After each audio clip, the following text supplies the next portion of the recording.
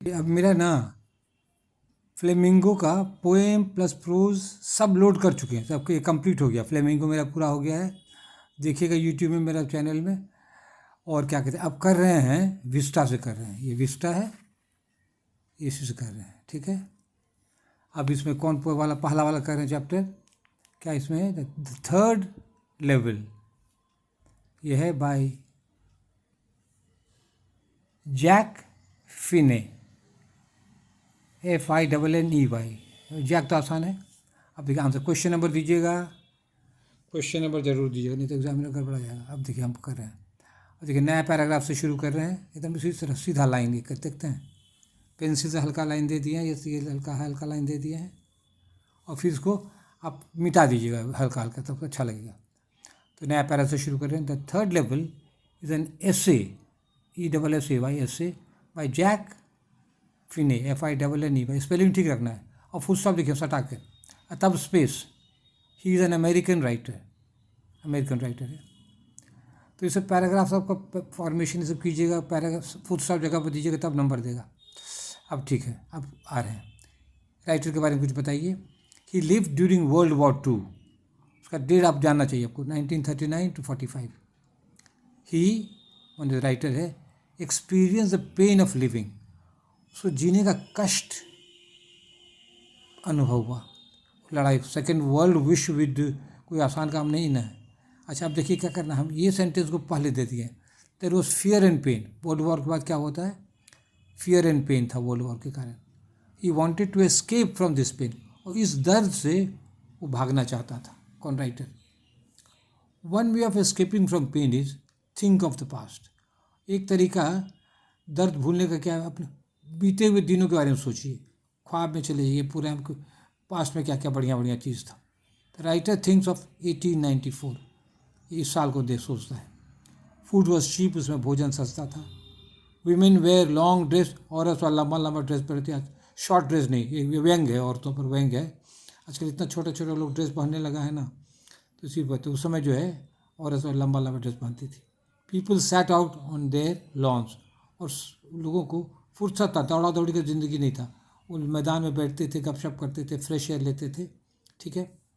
तो women used palm leaf fans, और वो लोग ताड़ का पंखा होता है उसी को इस्तेमाल करते थे। एसी उसी नहीं था, आजकल एसी बहुत सारे समय बीमारी का घर हो जाता है, सो वो सब नहीं था। There was a peaceful world, एकदम शांत दुनिया जो थी ना, शांत थी, लड़ाई झगड़ा नहीं था। वो पुराने समय का ख्वाब देख रहा है, हालांकि पुराने समय में झगड़ा वगड़ा होता ही था, ठीक है। अब आ रहे हैं पेज 2 में आ गए, तब देखिए क्या माने समझा रहे हैं। द थर्ड लेवल मीन्स, उसका अर्थ क्या होता है, टेम्पररी रेफ्यूज फ्रॉम रियलिटी। इसमें है क्षणिक, क्षणिक, रेफ्यूज में ना दूर भागना, बचना, क्षणिक बचना रियलिटी से, माना क्षणिक बचना रियलिटी से, वास्तविकता से। वास्तविकता तो बहुत कठोर होता है ना, तो उससे बचना है। थर्ड वो लेवल में क्या होता है, बचना कठोर रियलिटी से, वास्तविकता से।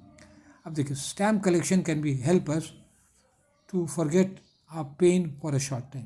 Stamp collection can help us to forget our pain for a short time.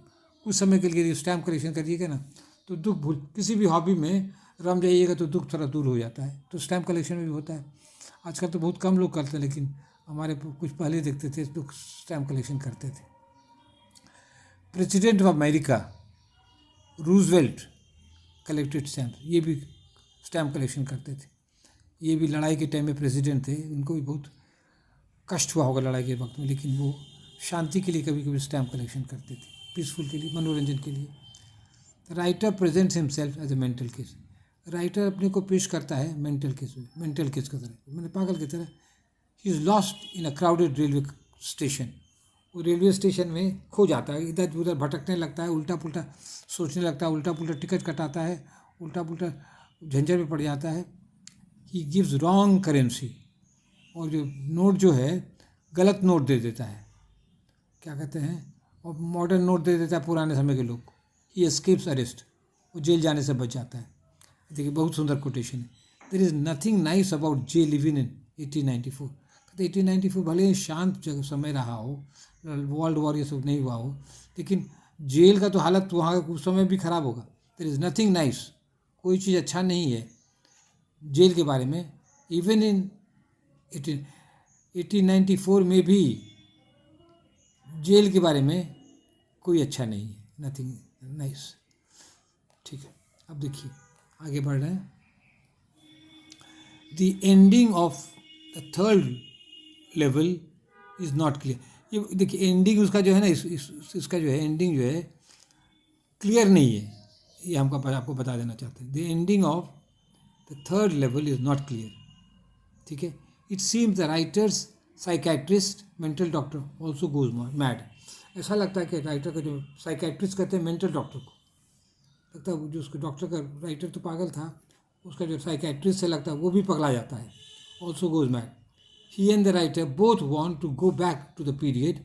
अब ये दोनों क्या चाहते हैं, लेखक भी, वो जो मेंटल डॉक्टर है और राइटर दोनों वांट टू गो बैक, वापस जाना चाहते हैं कहाँ पर, the period when there is no war. उस समय वो लोग चले जाना चाहते हैं जहाँ पर जिस समय लड़ाई नहीं है। ठीक है, तो ये वाली क्या कहते हैं, लेकिन अब देखिए कंक्लूजन क्या है। The third level is a hidden prayer for world peace. ये छिपे हुए तो प्रार्थना है लोगों से, लड़ाई मत लड़ो, लड़ाई मत लड़ो, समझे ना। The third level is hidden, छिपा हुआ है, प्रेयर है, प्रार्थना है विश्व शांति के लिए। तो इस तरह अपने को पागल बना के, डॉक्टर को पागल बना के दिखाना चाहता है कि लड़ाई करोगे ना सब लोग पगला जाएगा, बहुत कष्ट झेलेगा, इसलिए अच्छा है शांति से रहो, शांति से रहो, शांति से रहो। आप इसको बदल के हम लिख सकते हैं जहाँ अच्छा लगे, और मेरे आंसर को आप अपना आंसर में बदलिए तो अच्छा रहेगा। सिंपल कीजिए, ये आपको समझा दिया सिंपल में। Good, thank you very much.